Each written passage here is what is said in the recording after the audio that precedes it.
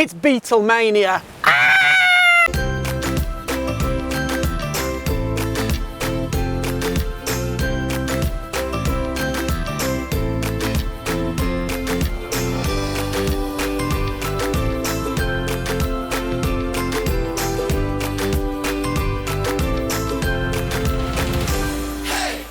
Hi, welcome to Get Gardening, and I'm Roofe. I'm here once again at East Old Vicarage, looking at things that need to be done in the garden at this time of year.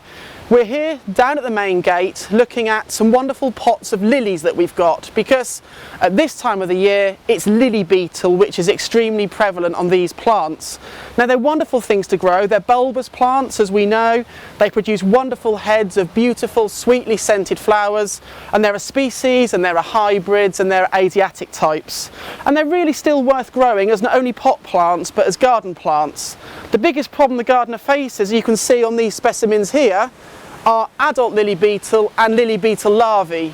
Now you will know it from its fact it's been in the press for so long. It's been prevalent in British gardens for between 5 and 10 years, I should think, and you will know it on your plants because of the bright red scarlet beetles that you will see either singly just walking around munching plants, or traditionally in pairs, doing what lily beetles do very, very well. And as a gardener, there are one or two things we need to be thinking about doing with them.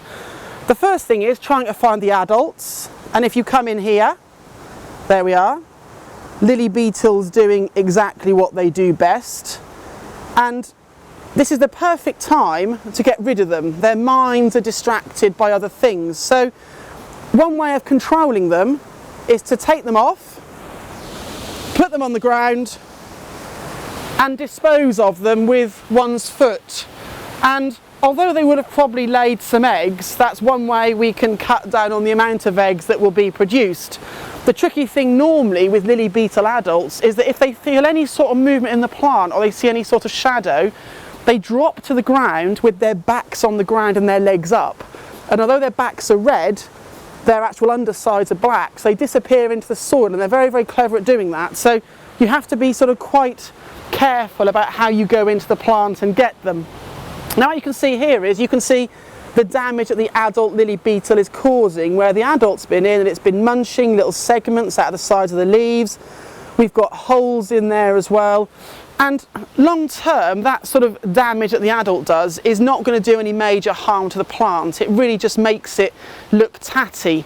The long-term effects though, when you find your pairs of lily beetle, the thing that follows them is eggs, little orange eggs, and you will find them usually on the underside of the leaves, not on this leaf, but you will find them in little neat rows.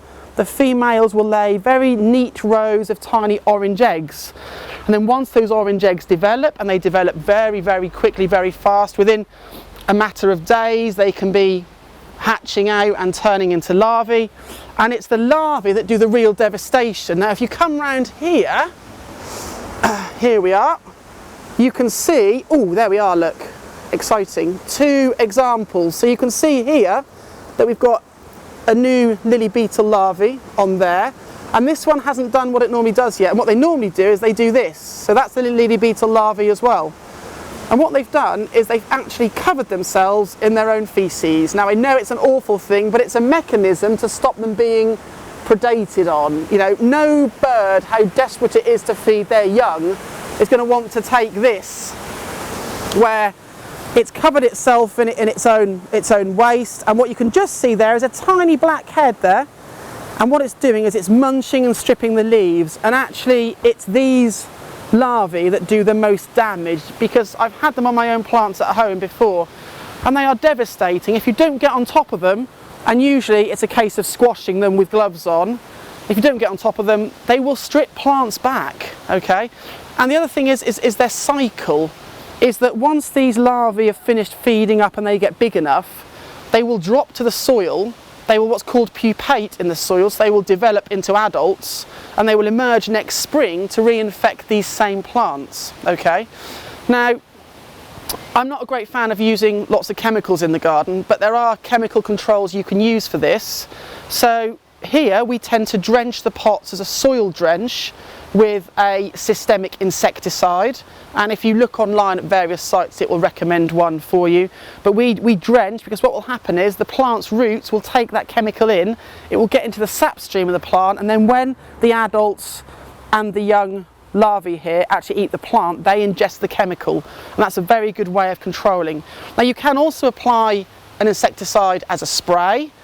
You've got to be careful of one or two things. One, that it's not too windy, that the spray doesn't tend to move about too much. Also that the flowers aren't open, primarily because the spray that you put on will not it will not choose between different insects, if that makes sense. So if there are bees coming in, potentially it could kill bees and other pollinators. That's not what we want. So choose a day when, early in the season, when the flowers are still in bud like this, or drench the soil at the bottom. Squash the grubs if you can. The other thing is to fork around the plants if they're in the garden at certain times of the year, see if you can find any of the pupating adults in there. I mean, a hoe around the bottom will disturb the soil, and then you may well get the birds come in as well. But I mean, regular chemical treatments as a soil drench is really the only way you can really get rid of it. And with doing all those things, with picking off, with squashing, with getting the adults while they're busy doing other things, and also with the chemical control, you should keep your plants looking healthy right the way through the season.